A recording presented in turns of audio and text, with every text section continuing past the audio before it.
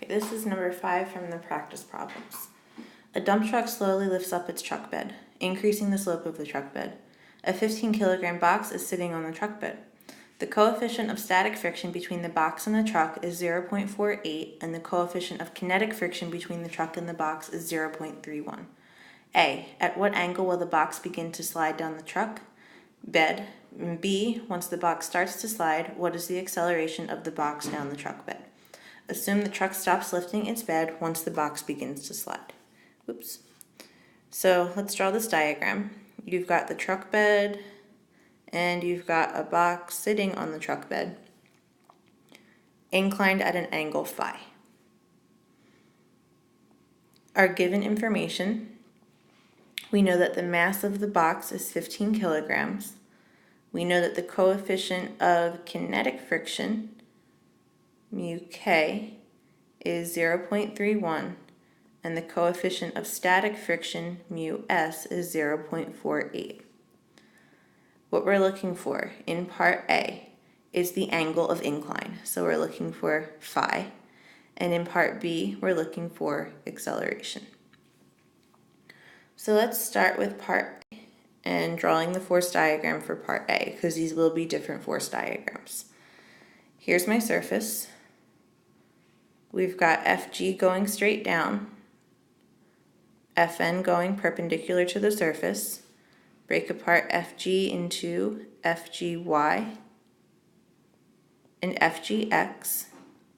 And because it's at rest, we're going to have a frictional force equal to the FGX.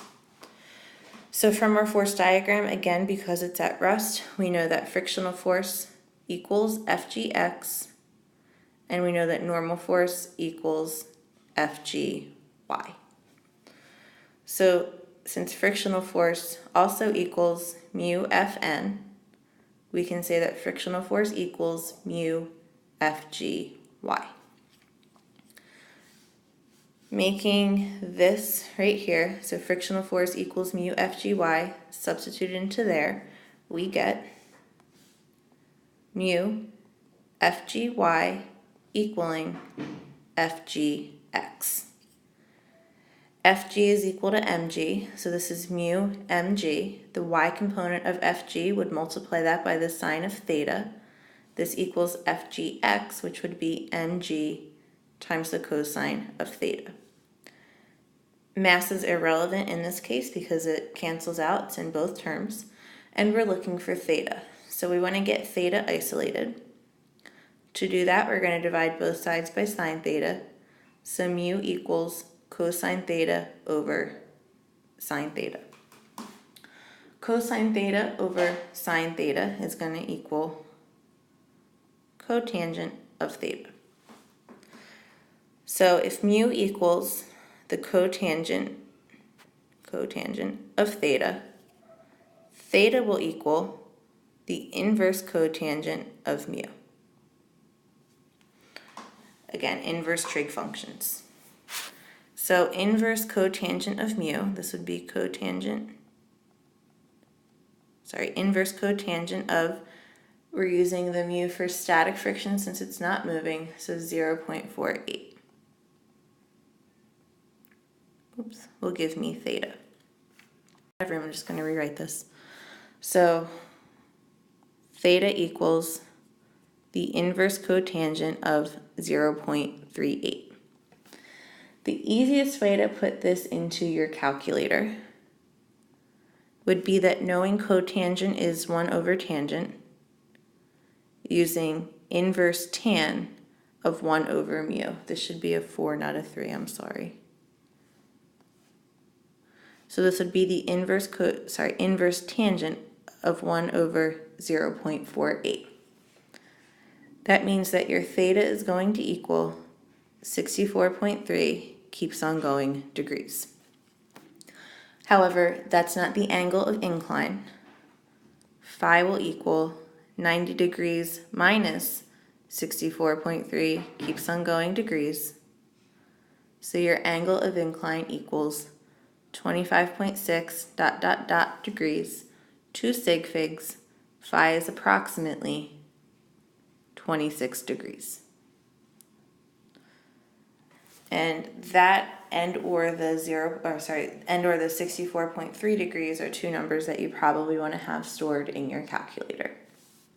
So that's part A. Looking now at part B, we need to draw a separate force diagram. So for part B, the box is now accelerating down the incline. You're still going to have FG, Fn, breaking this apart into FGY and FGX. And we're now going to have a shorter frictional force because it's accelerating down the incline. So looking at this force diagram, our net force equals right minus left, so FF minus FGX. Our normal force is still equal to FGY, and our frictional force is still equal to mu Fn, which means it's still mu FGY. So again, making the substitution for what the frictional force is equal to, mu FGY in for FF, we get Fnet equals mu FGY minus FGX. Fnet equals mass times acceleration, so ma equals mu FGY is mg sine theta minus FGX mg cosine theta.